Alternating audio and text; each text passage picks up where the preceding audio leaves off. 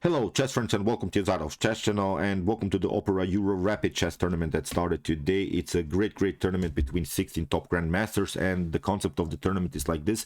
First, we'll have 15 rounds. So it's a one-round robin, and then after these 15 rounds, we'll have then the knockout stage. The best 8 players are moving up to the quarterfinal stage, and then we'll have also some direct duels between top grandmasters. So in the day one, in the round one, we had really the clash of the titans. It's Wesley versus Magnus Carlsen, and Magnus Carlsen recently had some troubles even in rapid chess, but also in classical time format chess. His performance was not so good, and I would dare to say that before this tournament, my personal favorite of this tournament is Wesley. So I think Wesley can win this, because recently it seemed to me that Wesley is playing the most accurate chess. I'm not sure if you're agreeing with me, but in my opinion, he can really win this. We'll see what will happen, of course, till the end of the tournament. My predictions are that Wesley could make it. So let's see now the game. It was really an incredible game. It was also with great positional and tactical ideas. Be prepared. Really beautiful chess game. So here e4 play by Wesley. So c5, knight to f3, d6 by Magnus, the bishop to b5. We have the so-called Moscow variation of the Sicilian, and there is one great positional idea about this Moscow variation. I will show you now what's the basic concept of this opening. Here, after move bishop to d7, we have bishop takes d7. We'll move a little bit faster, knight to d7, queen to d7, pardon me, knight to d7 would be also a possibility. And now c4, knight to f6, knight to c3, still main theory. And now after g6, going into dragon Sicilian structure, we have now d4, c takes d4, knight to d4, and now bishop to g7. And here I want to stop, because we have now, from white's perspective, the so-called Maroczy bind. And the Maroczy bind is this setup with its pawns, with its advanced c4 and e4 pawn, with the centralized knight. So first of all, what we can notice, white has a powerful central control with the pawns and with piece activity. Of course, black has some counterplay with this long diagonal on dark squares, but there is always one problem when you play as white the Maroczy bind, the common Maroczy bind. The common Maroczy bind is this setup, when you have here this similar structure with the bishop on e3, with the bishop on e2, and still we have this knight on c3 and also the knight on d4. The main issue, the main problem always for white is this bad bishop. The bishop on e2 is always a little bit blocked out by this pawn structure. Many pawns are on light square, so you don't have such a great activity with your light square bishop. One of the main strategies for black can be sometimes to trade off more pieces, maybe get rid of the bishop, get rid of the knight, get rid of all these other minor pieces, and going maybe into a favorable, slightly favorable endgame where white could have problems to develop this light square bishop.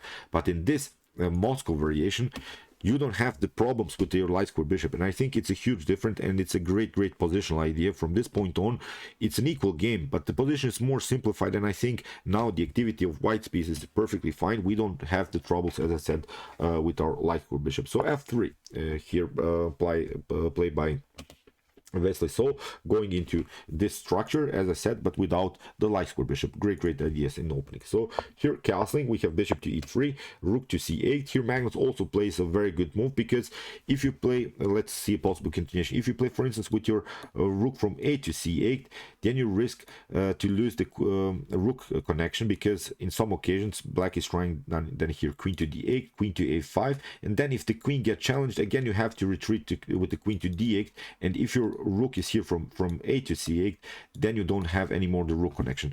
Placing the rook from f to c8 is much better, because now you see what Magnus does. Knight to c6, castling, queen to d8, here queen to d2, and now queen to a5. Now when the queen gets challenged with maybe a3, b4, and similar ideas, the queen can retreat, but you haven't lost your rook connection. So it's really also a nice positional idea here by Magnus. So rook from f to d1, we have a knight to d7, we have knight to e2. What Wesley is trying to do here is not allow Magnus Carlsen to simplify now the position. The main goal here of the Maroczy bind is to build really slowly our attack with h3, a4, maybe a3, b4, rook to c1, and similar stuff. Maybe even trying this Maroczy bind hop. It's really called like that, the Maroczy bind hop. Here getting the knight on d5. forcing maybe the move e6, and here after the knight retreats we could then have a long-term weakness, the d6 pawn. Black's idea is, as I said, a simplification line going into a fast endgame, because black has still, I think, a very healthy pawn structure. Also, another idea could be a6 b5 pawn breakthroughs, but it's very risky. Sometimes this sharp lines lead into gambit lines. Black sometimes sacrifices the pawn for the initiative, but we have seen recently that Magnus is not risking too much. He's trying to reach always the endgame stage, where he's of course a great player. So here a6 by Magnus, we have a4 by Wesley. So he's not allowing Magnus any counterplay on the b file. e6. Now you see we have this Moroxi-bind structure with this mobile pawn structure, and black is trying now to create a d5 pawn breakthrough. b5 or d5 are also this main goals. So far you cannot take, of course, the pawn on d6, because bishop to c3 will happen. If you try to take, then we'll simply take out the rook. For instance, if you try here to take out with the knight, queen takes c3 will happen, and if you take out the knight, then also the bishop on e3 is hanging. So of course Wesley didn't fall for this, and he played simply a normal move, rook to b1. So rook to d8, we have bishop to g5, rook to e8, bishop to f4, and now knight to e5, cementing the position around dark squares, building this compact setup here. We have h3. Now comes this idea, as we said, we want to play now bishop to e3 and maybe create a pawn breakthrough with f4. Rook from a to d8, king to h2, we have queen to b4, and now bishop to g5. This is now a provocative move by Wesley. So of course this bishop can be kicked away with f6, but now after bishop to e3, you see this bishop diagonal is also locked. You have to make now many moves in order to improve this dark square bishop's activity. So knight to f7 played by Magnus. We have f4, now f5, e takes f5, and now g takes f5. If you play e takes f5, it's not so good, although you're opening here the e file, but still I don't like really this isolated pawn, and I also don't like the weak square here on d5. This square could be used, I think, here and create really this nice outpost on d5. So that's why you have to, I think, take out here with the g pawn like Magnus Carlsen did. Although you have now 3 connected pawns in the center, but it's also not such a firm pawn structure. These are 2 backward pawns. If you try, for instance, to connect somehow maybe the e5 with the pawn on f5, then you have again the weakness on d5. So it's very risky to push the pawn here immediately. You have to wait a little bit and prepare these moves further. So here knight to d4 played by Wesley. We have d5 by Magnus, breaking the position now in the center. C takes d5, we have e takes d5, and now bishop to g1. We have knight to d6, great move by Magnus, at least some kind of a counterplay. Of course our d5 pawn is weak. Now if you take knight takes d5, you could really have some troubles after queen to d2, here rook to d2, and now bishop takes d4, bishop takes d4, and now knight to e4 wins the game. You see you have some tactical problems on the d5. If you move the knight, you lose simply the bishop. So it was really not a possible here move for Wesley, so to take out the pawn. So that's why he tried now queen to d3, and Magnus cements also the knight on a very active square here on the square e4. We have knight to e2, knight takes d4, bishop to d4, and now bishop to d4, knight to d4, and here comes now, I think, the critical moment of this game. Here Wesley made, I think, a slight inaccuracy. He should have taken here with the queen to d4, and it forces now after queen to d4, knight to d4, a simplified line. Here after the move knight to d4, here knight to c3 is the possibility, but rook to d4 could be a possibility to at least not get this tactics. But what Magnus, after bishop to d4 and knight to d4, here Magnus missed the move knight to c3, and he played a passive move king to h8. Knight to c3 would have been much better, creating the fork here against both of these rooks. I'm not sure if Wesley saw something missed here.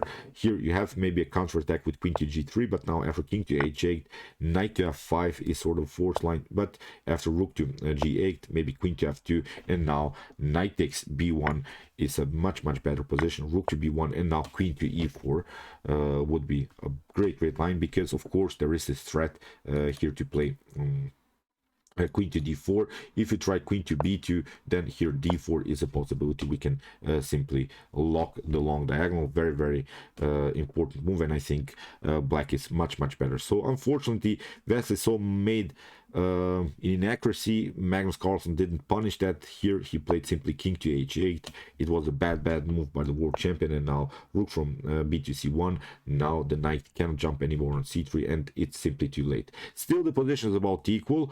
Of course, black's king is more endangered. The black's king has to be always protected on dark squares. If the queen somehow gets a check, then it's a very annoying position. We have queen to d6, queen to e3. We have knight to g5, discovered attack against the queen. We have queen to f2, and after knight to e4, a new attack against the queen. But now Wesley so finds a good square, a secure square. Still the f5 pawn is also hanging, so that's why rook to f8. We have rook to c2, and now queen to g6. Here maybe rook to f6 is much better. There is one problem about this move, queen to g6. You see now in a couple more moves, the only file except this file except the C file, which is already open. I think the only file that can get open is the G file with G4 pawn breakthrough. So G4 has to be, of course, prepared more, but placing the queen on G6 is getting very risky because we can play rook to G1 and then G4. Rook to z6 leads now into really a sharp line. Rook to f6 leads now into a sharp line. It's sort of an engine line. After knight to f3, rook to h6 would be a possibility, but now rook takes d5 here after trades of queens. But black could also take out this pawn. Rook takes h3, king to h3, and now rook to d6. But this is really the suggested line by the engine. I'm not sure how many moves ahead both of these players saw. Here maybe a check can be played, and here we can take out this pawn. So we have now a slightly better position for black, but these are rook end games, and rook end games many times end in a draw, even if you're maybe up a pawn. So maybe Magnus could have hang on to this position, but here played here now the move queen to g6, and Wesley gets a nice activity here now on c7. This rook is now on the 7th rank. Here Magnus competes now with the rook to g8, threatening also checkmate on g2. Rook to g1. We have now rook takes b7. We have rook to c3, and now knight to e6, great move by Wesley. So you cannot take, of course, you get checkmated here on h7. Rook to c2. We have now knight to g5. Again, knight takes g5, f takes g5, queen to g5 doesn't work. Again, h7 is the serious threat. So here after move knight to g5, rook to g7, we have now a new check. Here after trades of rooks, we have a new trades of pieces. Knight takes e4, we have d takes e4, and now king to h1. And okay, maybe this wasn't the best move. Again, it simply suggests other moves are suggested by the engine, but without clear ideas what's going on when you play this engine moves. I think this idea, although as I said, it's maybe not the best evaluated move by the engine, but I think it's a clear idea. And the idea about this move is simply to push the g4. You see the king is out of the range of the rook, so the main threat is now the g4 move. And Magnus makes now a huge blunder here.